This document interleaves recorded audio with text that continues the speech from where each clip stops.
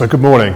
A real pleasure to be here talking to you, and a massive thank you to the team for setting up what is actually a really positive event. And so a real pleasure to be with you. The reason I say it's so positive is it's actually stepping back, and it's something that we've been doing as a Crown Estate, as I'll allude to shortly around our strategy, etc., around really starting to look at a systemic look at the systems that we're doing. This one here is about maritime and society, is obvious from the title. But a point that was actually made at the end of the last presentation was we typically sit within our silos and don't really think about those systems. So the journey I'll take you on a little bit here, within the context of floating wind, is very much around starting the role that we're taking as Crown Estate, looking at that seabed management and really looking at the systems that are associated and making sure this critical resource, which is our national seabed, is used in a way that doesn't just think about one sector and one use, but actually does think about the totality of what it might offer our decarbonisation journey, our journey to nature restoration, and particularly in the context of the links we're trying to make today, is around how our society will take its future in that context. Probably turn towards the sea, I think is probably a nice theme that we heard earlier. So I'll talk a bit about us as Crown Estate, our purpose, our role, and how we're setting out on an ambitious kind of new strategy over the last 3 years particularly, to start to tackle some of those systemic and national needs. We're not a new business. We just trumped our last guests by about 100 years. So a good legacy here, but arguably the flow journey is at its beginning. My own role and my own background, I'm a civil engineer by background. I've been around the maritime industry for a lot of that, and I started in offshore wind, not quite pioneering, but around 2005. So I'm nearly 20 years in the industry, and it's been a real privilege to be around an industry that's going through the journey it's going to now. A lot of that's obviously been around fixed wind. I say obviously, I'll talk a bit about that. And this pioneering area now of floating wind is going to be critical to the future of the sector, and therefore critical to our decarbonisation, not only our nation, but actually globally. We're a pretty unique organisation. We sit in between the public and private sectors, which is an interesting one. We are established through an Act of Parliament. We are held account through Parliament, but actually we're separate to government. We're established through a set of commissioners, and essentially we're entrusted to manage the seabed, as it says here, a purpose that we've got to launch the last 3-4 years, but it's endemic in our kind of DNA, to take that asset base, to take that resource in terms of the seabed for lasting and shared prosperity for the nation. And financially, the value we create goes back to Treasury, goes back to the taxpayer. It goes back to support the Treasury and central funds. But we look at value we create now beyond just that financial value, but thinking about the societal value we can build along the side. And environment is never far away from what we're thinking about. We operate land and sea in England, Wales and Northern Ireland, and have very close connections to our colleagues, Crown Estate Scotland, who operate in Scotland and Scottish waters. So I've talked about our purpose at a fundamental level. We're entrusted with this glorious asset, in this case the seabed. Ultimately, we seek now to address those national needs, the utilisation of that asset. And so really the climate change is obviously never far away, and the seabed is offering an incredible resource for that, both in terms of the wind, wave and other natural resources, but other sectors I shall come to, such as gas storage in terms of things like CCUS. Our wider portfolio will be focused on the sea today, but our wider portfolio takes us to land ownership. We're one of the major landholders in terms of rural land ownership in the country. We have quite a significant holding in central London, and we also have regional ownership, land ownership. So quite a significant kind of what you would call traditional real estate landowner. Now what we are doing now within the context of a better joined up business seeking to address those national needs is looking at how we can invest, manage, promote our activities in a joined up way, again thinking around the systems that evolve, so that we can bring those assets and the investments we take and the management activities we take in the context of the systems that we're trying to do, again link back to those national needs, whether that's thriving communities around the coastlines or indeed central London or elsewhere in terms of rural. So I will flip now back to the sea, pretty much the main point of today, and then we'll get to the journey of how we get to floating wind. I step back because, as I'm going to keep talking about, looking at the system of the seabed is incredibly important. As the Crown Estate, we've invested and we spend a lot of time concerning ourselves around the understanding of that asset base, the asset being the seabed, and how that is going to be utilised. We've just heard, actually, stole my thunder on one of the stats, in terms of data transfer, 97% of all the data that passes to and from the UK is all on the seabed. So people think about satellite technologies, very little. So the colleagues we just heard around, and that data transfer is really important. Now, as we're thinking about the decarbonisation of our energy system and building out offshore wind, we need to be thinking about where those future data cables are going to come ashore. You don't really want to build data cables hitting the White Cliffs of Dover. It's quite a difficult thing to get that cable back ashore. So very practical elements of this is we're starting to look at all the sectors that we're either involved with managing, and anything that touches the seabed within 12 nautical miles is we're effectively the landlord for that. And outside 12 nautical miles, the darker blue, through things such as the Energy Act, we're entrusted with the rights for renewable energy and gas storage. And looking at those activities and working with those sectors, not only are we thinking about how do we address that in a kind of a reactive mode when someone wants to put a cable in, we've got to start thinking around what it means to deliver this out in, say, 20, 30 years, so that we can start to manage this space in a world which we're starting to preempt the demands and the needs of it. Likewise, and it's a sector for us now, we consider nature to be a sector, it's critical that as we go through the process of installing all this infrastructure and thinking about where we're going to put that, what are we going to do around the environment? Where are we going to have the pristine ecosystems? Where can we coexist with both nature and different sources of infrastructure and activity? And really investing that understanding and casting forward so that we're not just choosing the next offshore wind farms that are the cheapest and we think is the best place to go, but actually, as you'll hear as we go through the leasing rounds that we do for offshore wind, so we provide the footprint for these offshore power generation stations through commercial tenders, when we release the seabed into that market, we're doing that in the context of casting forward our thought on what else needs to be sited on the seabed and how do we address that in terms of, again, ecosystems and habitats. We invest to help that deployment, and I'll give you some practical examples.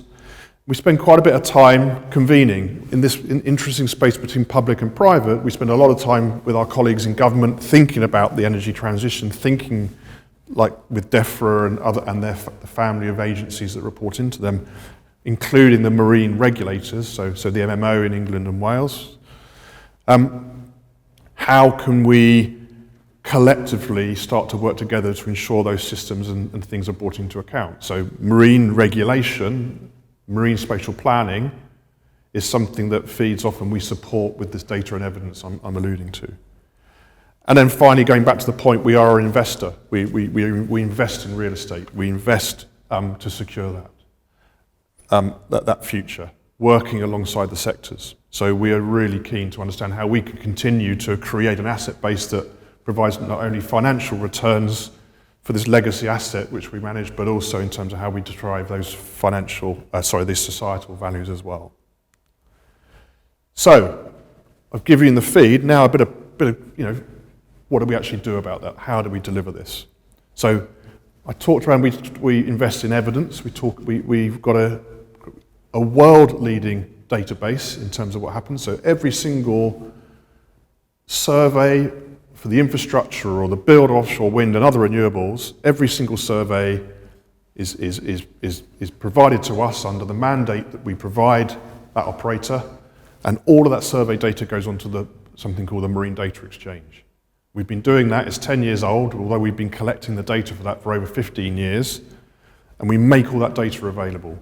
We likewise work with the likes of the Hydrographic Office and others, British Geological Society, etc., to really understand those fundamental data sets that drive understanding the seabed.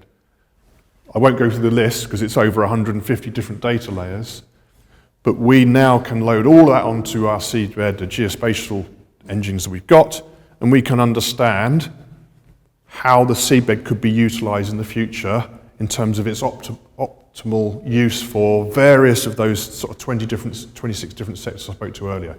How much would it cost to build offshore wind there? What is the natural asset that sits beneath the seabed for aquifers or otherwise, or spent storage area, gas fields for storing carbon in terms of carbon capture and storage? So we spend a lot of time understanding that evidence base and continue to invest. Then we put that in the context of the demands and the supply of the seabed.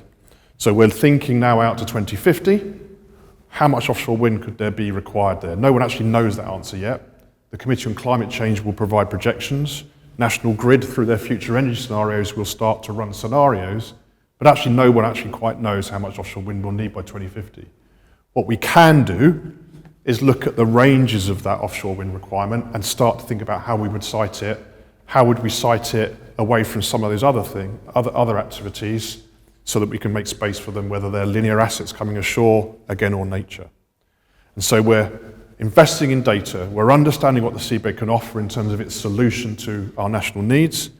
We're looking at spatial pathways in a very busy sea space, so that we can understand how we might be able to coexist or main separation between those activities. And then we're starting to then, on the third box, start to plan that. And I'll talk about some of our leasing rounds in the context of flow shortly. And here we are. Offshore wind has been working at scale for nearly 20 years. A gigawatt of offshore wind can provide something like a percentage of our UK domestic demand. And as we sit here now, 16 gigawatts of offshore wind is operating. So last year, around 16% of UK domestic demand equivalent was provided by offshore wind. The scenarios and government targets for 2030 take us to the heady heights of around 50 gigawatts, and Committee on Climate Change projections out to 2050 and National Grid scenarios out to around 2040 position us to 100 to 150 gigawatts. So we're about a tenth of the way through the journey. Huge amount to come. What we are starting to do is, even though we've only built 16 gigawatts, which by the way is second in the world, only second to China, so we've got an incredible fleet, incredible history, we are starting to think about now, where do we go further? We are going to run out of the shallower sites, and we're also going to have to think about how we diversify where we go, because we can't build all these concentrations of offshore wind because of the cumulative impact it might have on environment and other uses, for example, navigation. So floating wind is a really important piece in the jigsaw in terms of where we're going to get to. So alongside our kind of typical fixed wind portfolio activity, of which between us and Crown Scotland there's actually now in excess of, sort of 70 gigawatts pipeline of that. So when I talk about that, it's the 16 gigawatts that's operating right the way through to the recent awards, round 4 in our case, ScotWind in terms of Crown Estate Scotland, which those projects have their piece of paper for their footprint on the seabed, and they're going through the process of securing grid and consenting. So that pipeline actually sits in excess of 80 gigawatts at the moment. But there's attrition and risk associated with that. So alongside our kind of a traditional portfolio build, we have started to look at floating wind. And the big play on that from our point of view is down in the southwest, something called Round 5 Celtic Seas. This will be the first 5 gigawatts in England and Wales waters. The tender is ongoing to be awarded next year. And playing the system approach to this, starting to really think about how this plays into the marine ecosystem and how we build supply chain, is really the rest of what I will talk about now. really thinking about how we're going to build, de-risk and develop that. But takeaway from here is floating wind is going to be a necessary part of what we do. The catch at the moment is it's probably at least 2, probably 3 times the cost of fixed wind. So we are right at the beginning of the journey to to learn how we're going to build these different structures so that we can get the cost down so that they are a cost competitive technology for us when we're really relying on the big build out when we've run out of fixed. So Celtic Seas is running. Just a little bit in terms of what it means on a project life cycle. At the moment, when we do our leasing activity, that's the first blob, we do some work. And in fact, at the moment, we used to spend about 1 or 2 years thinking about what we're going to lease, put it to the market. Market used to pick the sites. And then they go through a process of 5 years plus, actually, to get to the point of ready to build. And in fact, that 7 years combined with a procurement is actually probably the quickest you can do it in history. So it's a long game to get those consents. And so what we're doing now with what I talked about, systemic thinking of the seabed, where can we site these projects before we provide them to the market, we hope and believe we will start to shorten the 5 to 7 years it takes to get to ready to build. Really important in that process, and anyone who's involved with the industry at the moment will really understand this, is grid. Critical path through these projects is actually probably the onshore grid. How do we get in there, ensuring that the grid system is available to absorb that power onto the system. And so likewise, we're working with National Grid ahead of these projects now. So we've already got, National Grid have already planned at a system level what the grid solution will be to the 4.5 gigawatts of that floating wind in the Celtic Sea, so that we're already kind of maybe 1 or 2 years ahead of where the grid requirements would have been in our traditional leasing activity. So we're looking to see how we can de-risk and accelerate these processes. When we release those rights, we actually do a 60-year agreement. So actually, projects normally were thought to be about 30 years. Actually, some of these projects will last for around 37, we believe now. So we're thinking about these prospects both in terms of what do we do in terms of build them, but also what will be the next asset phase life. Will they repower? Will they take down and rebuild? So on and so forth. So that's a growing area of interest as the projects get older. So de-risking, really important in terms of get ahead of the game in terms of the environment. I'll leave that one there because I'll come back to it in terms of the initiatives, one of the initiatives we do. I've talked about grid. So getting ahead of the grid issue, making sure there is system capacity for these projects is really key. And what we're also doing is, while we're spending our time looking at the system solution, we're also undertaking survey work. So we've got the tens of £1 million survey work activity going on the Celtic Seas right now, so that when the developers win their sites in less than a year's time, that will come with a data set which will enable them to get on and start to get into their more detailed design and detailed site considerations. So all around making sure that we're de-risking and using the time well to accelerate that, ultimately the build time, hopefully reducing the cost of what it means to build these in terms of that de-risking activity. Some stats here. What I would invite you to do is the QR code. Great resources on our website to talk about this. Some really big numbers coming out in terms of what it means.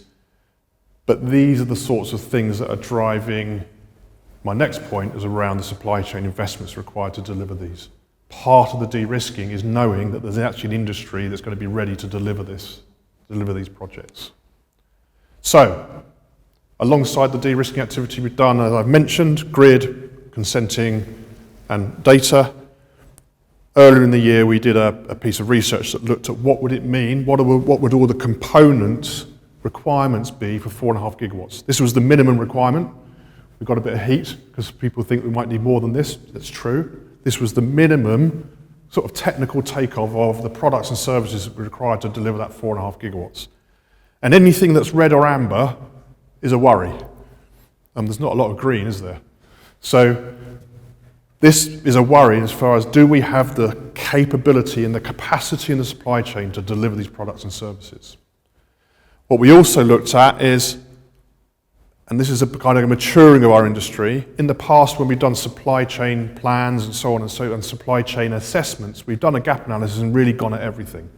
It is not true that every single product and service for offshore wind and floating offshore wind will be done in these shores. We will be buying some of these products and services from overseas. What is really key is we identify those skills and capabilities, maybe building up capacity or taking adjacent industry that has the skills and capabilities to apply itself to our sector, are doing so.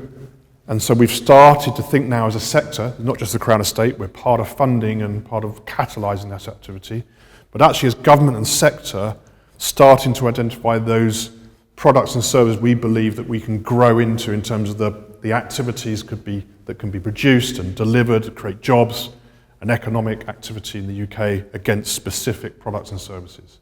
And that specificity of the concept of make or buy is really important, an honest assessment of what do we think we can do in the UK, and then get on with it.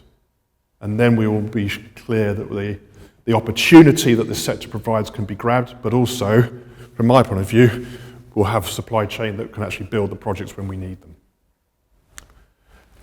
Part of us catalysing that story is we launched earlier in the year, and we're doing our assessments at the moment on something called the Supply Chain Accelerator. And what we identified was as a little bit of a market failure. If you're a supply chain company, you're probably waiting for orders to be placed before you start investing on doubling the size of your shed or moving into this industry. And we can't really wait for the projects to be ready to place the orders. So one of the things we did here was a match funding principle, up to £1 million. We launched earlier in the year an up to £10 million pilot phase of this initiative. The idea really is to try and share that risk of no orders, but help the supply chain take that first step in the DevEx, whether it's securing the land, securing the consents, etc. They probably won't take the full capital investment at that stage, but even getting on with the development activity means that we could be 2 or 3 years ahead of the time by the time the orders come, probably to support an ultimate financial decision. So there's an example of Crown Estate investment. We're also quite interested in the context of our regional portfolio. Some of those might turn into major investments for us or for others. This, I've just described, is all around the Celtic Sea. In parallel with that, and I just talked about government and industry, in May of this year, the Offshore Industry Council, with us, Crown Estate Scotland and Renewable UK, the trade body for offshore wind or renewable energy, launched something called the Industrial Growth Plan. And that did what I've just talked about, but for the whole industry, looking out to 2040, products, services, and in fact there's an incredibly good piece of work that also looked at what that means in terms of the potential financial value, not only for the domestic market, but also the export market. So a superb piece of work.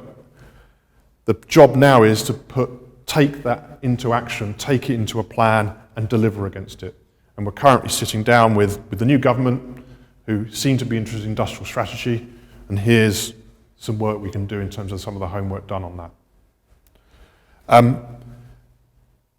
I talked around the fact of this kind of concept of make or buy, that honest assessment. So we are finding the sweet spots of what the UK can do, and that's in the dark blue sitting around kind of the central spine of that. So environmental services, O&M particularly, electrical systems and cables. We've just heard about the telecoms bit.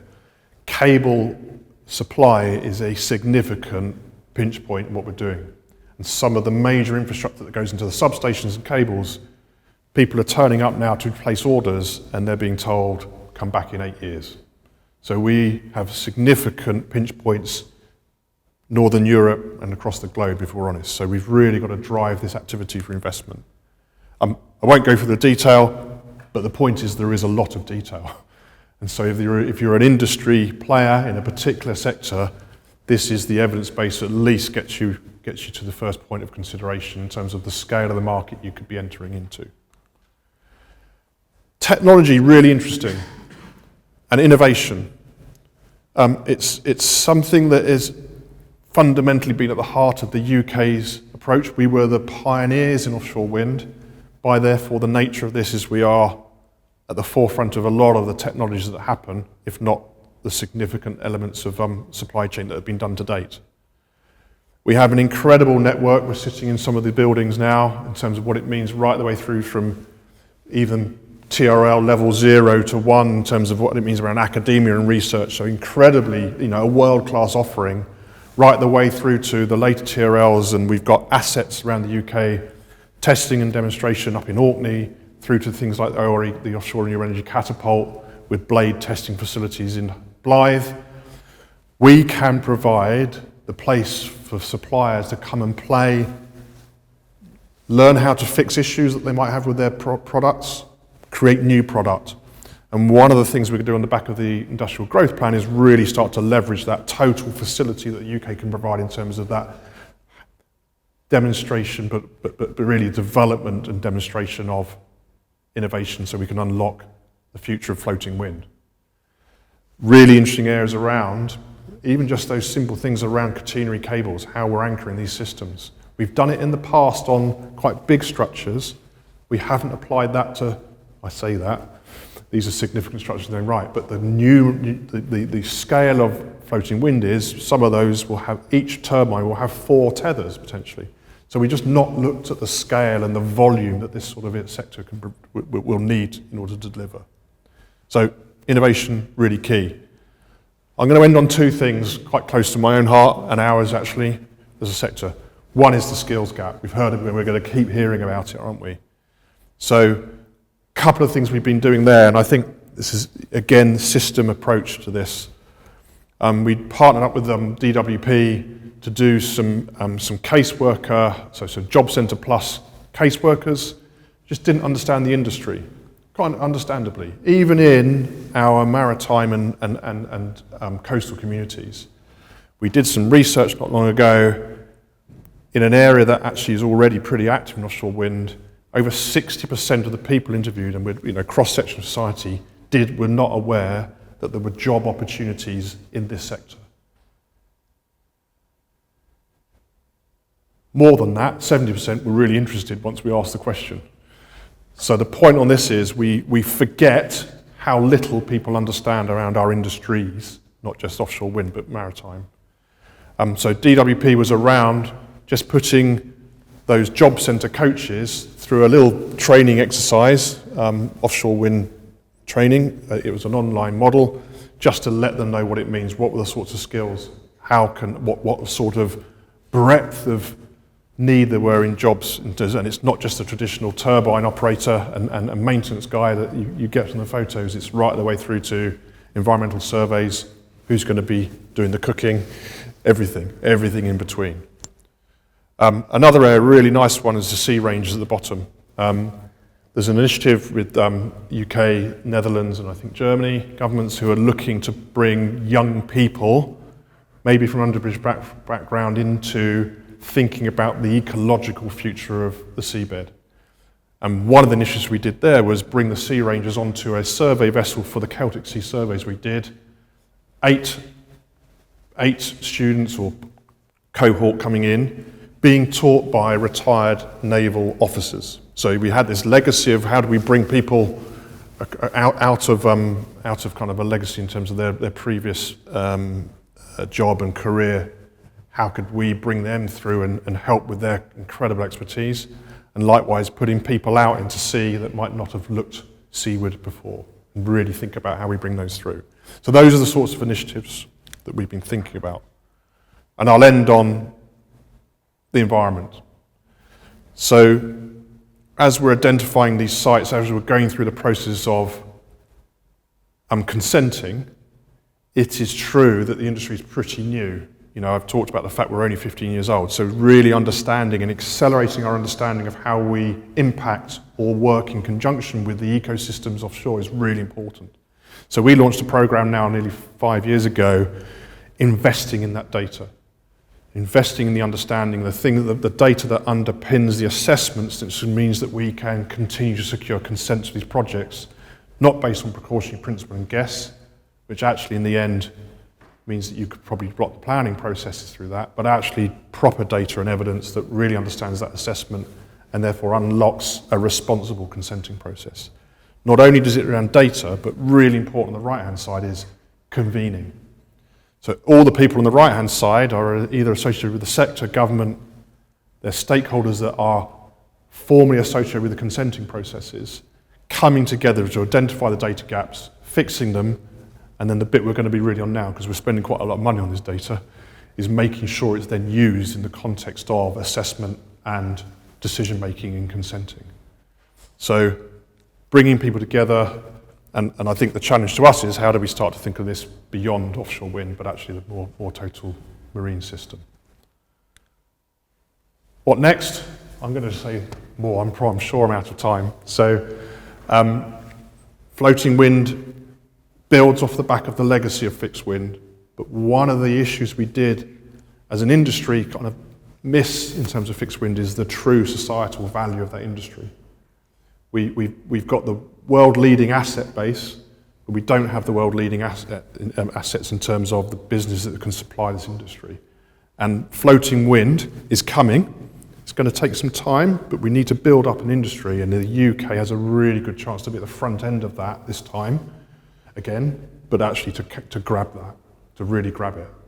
And actually there's still quite a lot we need to do in fixed anyway. But yeah, come aboard. Cheers.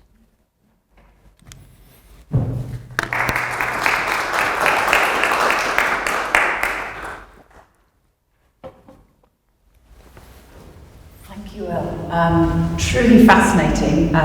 It won't have escaped your notice that my notebook is full of scribbled notes and various thoughts there. So I hope you will indulge me with a couple of questions and working through. It brings me great joy to be standing here and to hear you talking about how the UK is pioneering in the field, and particularly with offshore wind.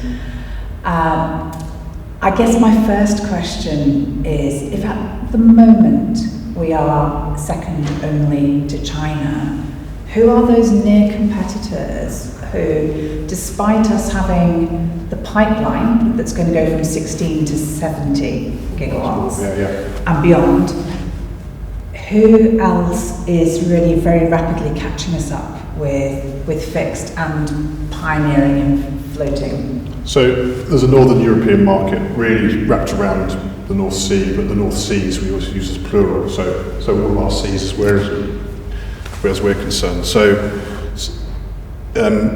quite a bit of this sort of supply chain activity, we start to link it to that, has really grown up from onshore wind. So Dutch, Danish sector, German sector, where the big conglomerates and the Siemens, Vestas, so on and so on. You can look at the big turbine manufacturers, and it's been brought on the back of that.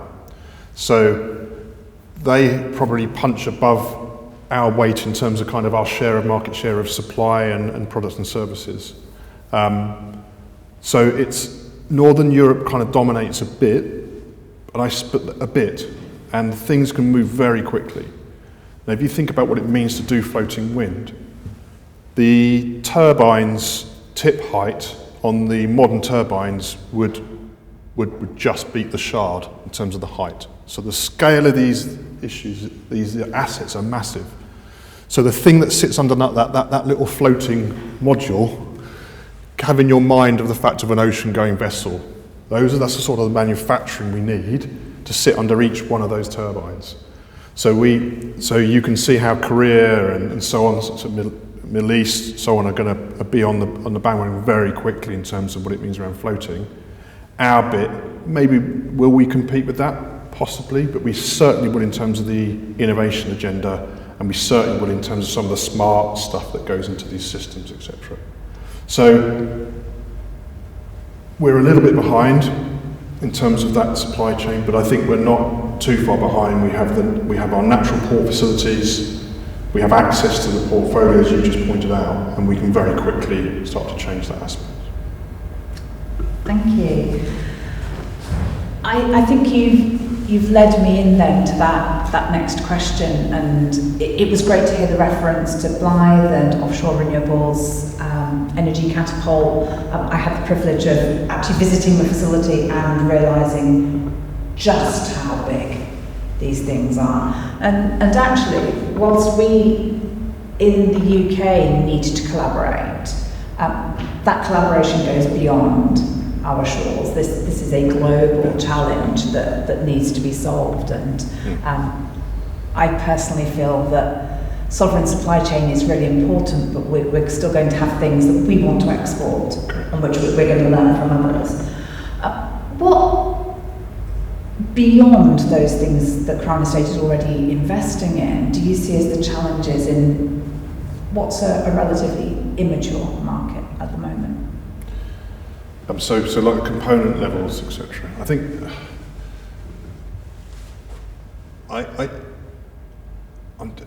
So the evidence base I talk to is very good at answering that question. So I'm trying to come with a kind of nice pithy answer for you, which is not my skill set anyway. But I think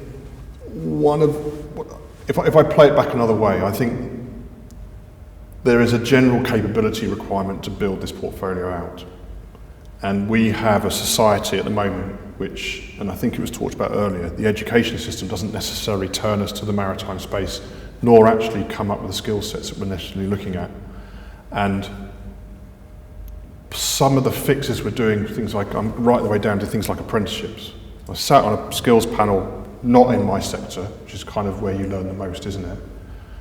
And one of the points there was made around, when we go through the apprenticeships idea, we have some quite obscure apprentice courses. So actually what we actually need is fundamental skills base in terms of our young people coming through and actually being generally good at engineering or generally good at some aspect. What we don't need is just apprenticeships in, and I'll use my sector, turbine O&M. What we actually want is the skills base that underpins that sort of capability, because we then have a flexible and deep workforce. So I'm skirting around your question really. I think we don't need to look for the obscure and the immature. There is so much to do, taking even what is mature in the context of that and actually building it is there. There's plenty we need to do. And I think what we should be focused on in terms of nationally, regionally, and quite locally is, and I think we're part of needing to help this, is finding that location's role in this story and then getting on with that bit. And so I think the answer to your question is it depends where you are, it depends on what sort of businesses are represented there. There's going to be a natural affiliation to those locations that have ports because of the scale of this, but not exclusively. And we can see some inland areas that are particularly good around the sorts of kit that would go onto the substations, electrical components around Derby and so on and so forth. So really finding your answer locally, I think, is the challenge for us, and then accelerating that activity. Thank you. That's real music to my ears. I think the importance of connection to your place. For that growth and prosperity is really key. And like you, actually, I've been looking at some of the specialisms across the Midlands and how they'll connect. And that brings me into my data question. Okay. And you've actually set me up beautifully for this in terms of apprenticeships and looking at those skills. And I will need to understand how we gather data, analyse that data, process it, and there are more and more tools there to support us with this. Technology is moving very quickly, but are we sure that we're collecting the right data and going through?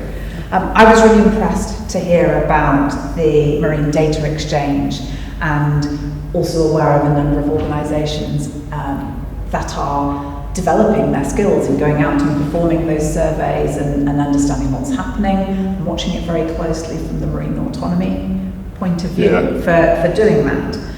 I hope this isn't a sideways one, but there's a Centre for Seabed Mapping. What is the challenge? Why are these things not uniting, or are they uniting and I've not spotted it yet?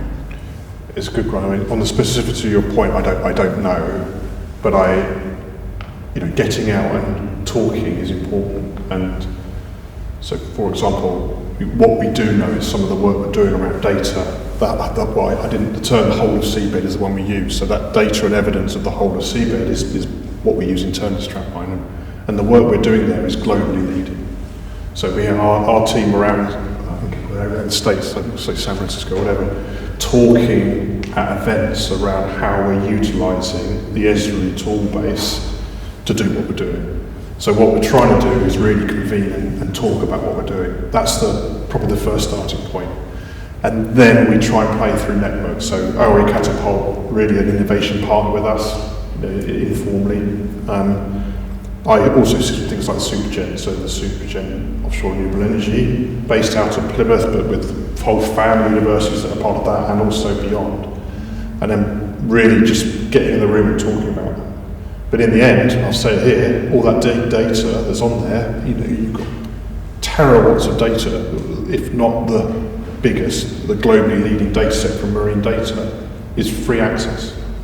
You can go in there, and we've invested in terms of, you can now draw a line on the seabed and you can understand what the data is, or you can go in if you want to understand what it means about red-throated divers, you can search that. And what we need is to make that free access and let people play. So more talking. There's an element of community in this as well, so I think that's an area where we'll continue to play. You can't do this alone, it's a partnership thing. So I don't know the specifics, but I do know that we're trying to talk a lot about what we're doing, really because we can't do this alone. We need this capability. I think that's our real call for that collaboration, and very much appreciate it. I think I would add to that perhaps specific data standards so that all of those different potential users can benefit from that data that's being gathered and stored. So there's quite good standards in terms of how it sits. I think the real one we need to look at is how it's collected, for example. So it's the collection of data. This is really important. That's an area we're working with. And from a UK point of view, one of the things we announced a year ago is the Marine Data Exchange we're also doing for Crown Estate Scotland now. So the devolution process we separated back in 2017. But it's kind of things that data has no boundaries type principle. We're working within the context of actually European data standards still, irrespective of where we get to politically on these sort of stuff. So working, a proper UK data set and wider reaching data standards there, I think the areas around collection particularly. So. Thank you. I would concur, and when we look at those things contributing to one of our primary exports, which is hydrographic office charts for navigation, we are leading this. There are real opportunities to bring these things together, and that benefit of information for ocean health and biodiversity net gain, brilliant. You had a fabulous slide and explained how you are measuring and de-risking the impact of new innovation and investing in the data that supports that journey. How do we measure the impact of the net positive social value contribution to communities? So, tricky question. Yeah, it is, and it's one, if we're honest, collectively we don't have a really good answer to. Some of the areas, so I talked about if you get to the heart of this, if you measure it and you judge your performance by it, this is where you start to shift the gear. We, in the last, against our new strategy and a new operating model, the Crown Estate, where we looked at those 3 points of value, both the financial, societal and environment. One of the things we were able to do is look at our carbon intensity, because we've collectively now, we've got a good understanding of how you measure it, how do you deal with it, what are we looking at in terms of our Scope 3 emissions, which is a big area for us, given what we manage. The societal value thing is one we're doing research on, and again, we don't just need to answer this for ourselves, it needs to be recognised and understood for others. And it's also something we want to invoke and either cajole or motivate or influence through the leasing activities we do. So if we're going to judge who's good and deserves their access to the seabed, isn't just the biggest balance sheet, it's not just the person who, in fact no one can judge, who's best at health and safety. You can't assess it that way anymore, it's not there. So what we're trying to do is build those measures in. Now, if you're going to go out and take the international energy community through a tender process to judge how good they are at social value, we're going to have some pretty good measures that stand up to the robustness of an international tender, but also actually mean something on the ground. And so that is an insight to the problem. We are doing some bits and pieces with various players to try and unlock that level of benchmarking and certainty process, but it doesn't exist yet, to our knowledge. So help us out if you do know. That is such a useful insight, and I would concur that the opportunity of social value is really exciting. It helps me get over some of that sense of jam tomorrow for communities, but we do need to collaborate to look at those measures of effectiveness, and the best signposts I've seen so far are within the construction industry. So I think that's the place I'm looking to help develop and understand our measures. Yeah, and absent of it, we've had a go. So if you go to the round 5 information memorandum, it will talk in there about some of the measures we're asking questions of our bidders. But at the heart of your question is a true kind of benchmarking and measurements. I think it's something that all those parties are going to come together, and we're going to help develop that. Just one final comment, really. I was really excited to see Sea Rangers on your slide there. I'm actually due to meet them myself in a couple of months' time demonstration. Those collaborations across North Europe with nations that have a lot of similarities, true allies in what we're seeking to achieve. There's a lot of knowledge exchange there that can benefit. And I wonder if there are any of those allied nations that we can learn about how they are truly educating about the opportunities of the sector that we've not somehow got at the moment. So I don't know if there's a specific answer to that, but just food for thought there for others going through. Yeah, I think that's right. I think that I can talk about this discrete examples where we, there's something called the North Seas Cooperation, etc. And after Brexit, we're back into the camp in some form where those sorts of learnings can be dealt with. But I think your question is much wider, and I'll invite us to go back to think about this not just about a floating wind sector, an offshore energy sector, but it's actually a maritime sector. And I think really looking at that, because we all our the sectors, aforementioned sectors, are coming into a pool of people, and we, to your point earlier, we see strength in maritime industry elsewhere in terms of what they're doing, and we have an incredible heritage, but I think we're punching below our weight in terms of what we could be doing in terms of taking opportunity. So yeah, we've got a lot to learn. I think we have, but we're starting the conversations, yep. and that's exactly it. So thank you, everybody. I hope you'll join with me with thanking Will.